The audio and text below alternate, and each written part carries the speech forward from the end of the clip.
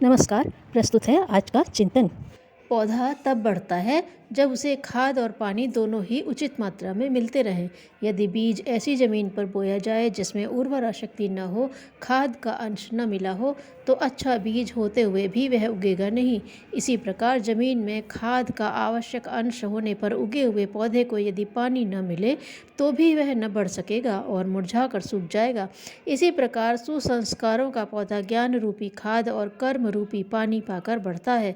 दोनों में से एक की भी कमी रह जाए तो अंतरात्मा में सन्निहित सुसंस्कारों को विकसित होने का अवसर न मिलेगा। दोनों पैर ठीक हों तो चलने की क्रिया में बाधा नहीं पड़ती। दोनों हाथ ठीक हों तो प्रस्तुत कामों को ठीक तरह करते रहना बन पड़ता है। यदि एक या दोनों पैर न हो तो चलने में भारी बाधा पड़ेगी। इसी प्रकार जिसके एक या दोनों हाथ न हो तो काम काज कठिनाई से ही कर सकेगा।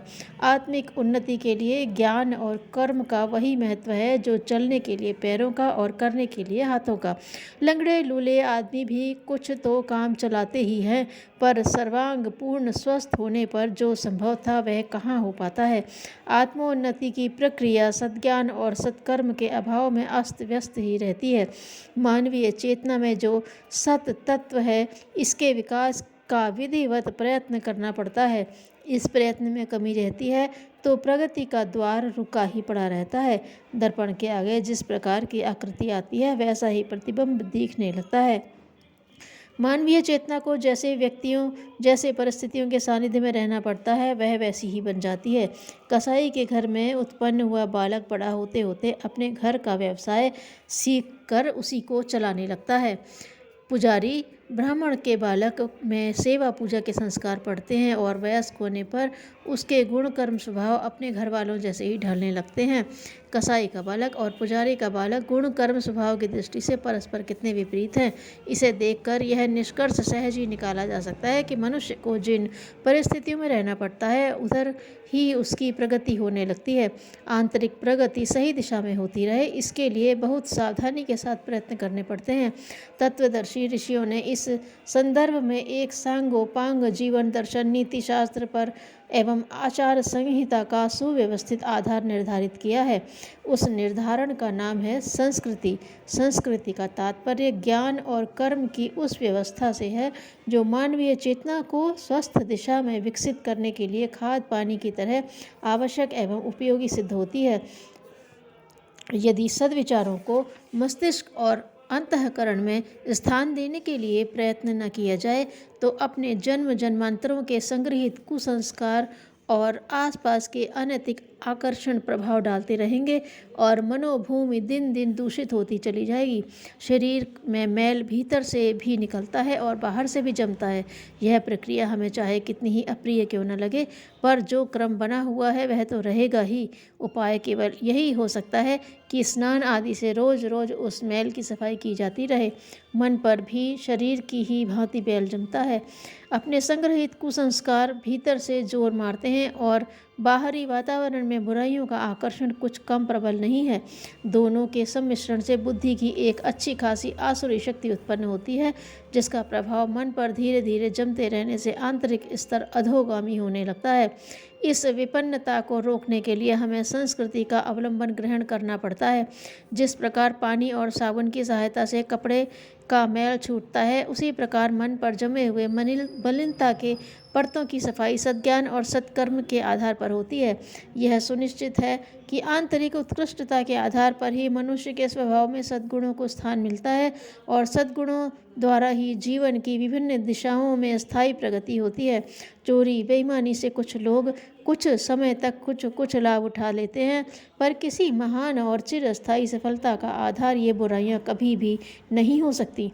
सज्जनता और सच्चाई में ही वह शक्ति है कि किसी व्यक्ति या व्यवसाय की उन्नति के उच्च शिखर पर पहुंचा जा सके और उसकी प्रतिष्ठा को चिरस्थायी बनाया जा सके। सुख शांति और श्री समृद्धि की आधारशिला मनुष्य की आंतरिक उत्कृष्टता ही होती है। इसी उपलब्धि को जीवन का सबसे बड़ा लाभ माना गया है। इस लाभ को प्राप्त करने की विधि व्यवस्था को संस्कृति कहते हैं। संस्कृति का अर्थ है सद्ज्ञान और सत्कर्मों का संचय। जल्दबाज लोग आत्मनिर्माण की जीवन निर्माण की प्रक्रिया को कष्ट साध्य समझकर उतावली में तत्काल लाभ देने वाली दुष्प्रवृत्तियों को अपनाकर कुछ ही देर में भारी लाभ प्राप्त करने की योजना बनाते रहते हैं। अनीति एवं धूर्तता के सहारे वे भारी सफलता प्राप्त कर लेने के सपने देखते हैं, पर होता यह है कि उनकी यह जल्दबाजी सफलता को ही संदिग्ध नहीं बनाती, वरन उनके व्यक्तित्व को भी नष्ट कर देती है। प्रगति का राजमार्ग एक ही है कि श्रम और सच्चाई को अपनाकर धैर्य और साहस के साथ आगे बढ़ते रहा जाए। उसे छोड़कर जो पगडंडियां तलाश करते हैं वे खतरा उठाते हैं। सच्ची प्रगति झूठे आधार अपनाने से उपलब्ध नहीं हो सकती। स्थायी सफलता और स्थिर समृद्धि के लिए उत्कृष्ट मानवीय गुणों का परिचय देना पड़ता है। जो इस कसौटी पर कसे जाने से बचना चाहते हैं, जो जैसे भी बने वैसे तुरंत तत्काल बहुत कुछ प्राप्त करना चाहते हैं, उनके सपने न सार्थक होते हैं न सफल। यदि अनुपयुक्त मार्ग से चिरस्थायी सफलता संभव रही होती तो दुष्ट दुराचारी लोग जेल खानों, पागल खानों, शफा खानों में बंद न दिखते। वे अपनी चतुरता के सहारे उन्नति के उच्च शिखर पर विराजमान रहते। जिस प्रकार अलौकिक उन्नति का आधार आंतरिक उत्कृष्टता के आधार पर उत्पन्न हुए सद्गुण ही होते हैं, उसी प्रकार आत्मिक उन्नति सांस्कृतिक अवलंबन पर निर्भर रहती है। ज्ञान और कर्म के द्वारा ही अंतः चेतना को निर्मल और सूक्ष्म बनाया जाता है। इस राजमार्ग को छोड़कर कई व्यक्ति जल्दबाजी का उपाय खोजते हैं, पगडंडियां खोजते हैं और मृग तृष्णा में अपना बहुमूल्य समय नष्ट करते हैं। कई व्यक्ति सोचते हैं आत्म सुधार, आत्मनिर्माण एवं आत्म विकास का मार्ग श्रम साध्य है, इसलिए कोई ऐसी तरकीब खोजनी चाहिए जिससे सहज ही आत्मिक लक्ष्य की प्राप्ति हो जाए। गुरु कृपा, शक्तिपात, आशीर्वाद, देवता की प्रसन्नता आदि जो साधन उन्हें सरल दिखते हैं, उनकी ओर अधिक लालायित रहते हैं। इस उतावली में लाभ कम और हानि अधिक होने की संभावना ही बनी रहती है। साधना उपासना का राजमार्ग मनुष्य की अंतः चेतना में ज्ञान और कर्म की आवश्यक प्रेरणा उत्पन्न करने के लिए ही है। ध्यान और जप के द्वारा साधक अपने स्वरूप को, आत्मा को, अपने उद्गम परमात्मा को समझने की चेष्टा करता है और दोनों की एकता का तारतम्य मिलाता है। जप के द्वारा उस विराट ब्रह्म के प्रति अपनी निष्ठा बढ़ाता है जो उच्च भूमिका में उत्पन्न होने वाली महान अनुभूतियों का उद्गम है। जप और ध्यान से के समय जिस परब्रह्म की धारणा की गई थी उसे पूजा के बाद व्यवहारिक जीवन में उतारना भी आवश्यक है। अन्यथा केवल एक नियत समय पर थोड़ा पूजा विधान या जप ध्यान कर लेने मात्र से आत्मिक प्रगति का मार्ग प्रशस्त न हो सकेगा। अध्यात्म केवल जप, पूजन या पढ़ने सुनने तक सीमित न समझा जाना चाहिए। यह प्रक्रियाएं आवश्यक हैं, पर यदि ज्ञान और कर्म का खाद पानी न मिले तो यह अध्यात्म भी फलता फूलता दिखाई न देगा। मन क्षेत्र में सद्विचारों की मात्रा इतनी अधिक भरी रहनी चाहिए कि कुविचारों के लिए वहाँ स्थान ही न बचे। लोहे को लोहे से काटा जाता है। मनोभूमि को दूषित करने वाले विचारों का निराकरण प्रतिरोधी सद्विचारों द्वारा ही संभव है। इसलिए यह प्रयत्न रहना चाहिए कि स्वाध्याय, सत्संग, मनन, चिंतन या जैसे भी संभव हो, मन में केवल उत्कृष्ट कोटि की विचारधारा एवं भावना को स्थान मिले। इसी प्रकार अपने कार्यों को ऐसा निर्मल बनाया जाना चाहिए कि उसमें अनीति, छल, असत्य, पाप एवं अकर्म के लिए कोई स्थान न रहे। ज्ञान की परिपक्वता कर्म द्वारा ही संभव है। केवल विचार करते रहा जाए और कर्म में उसके विचारों की परिणति न हो तो उससे मन बहलाव मात्र होगा। जस्ते और तांबे के दो तारों से होकर गुजरती हुई विद्युत धारा जब एकत्रित होती है तो उसका चमत्कार दृष्टिगोचर होता है।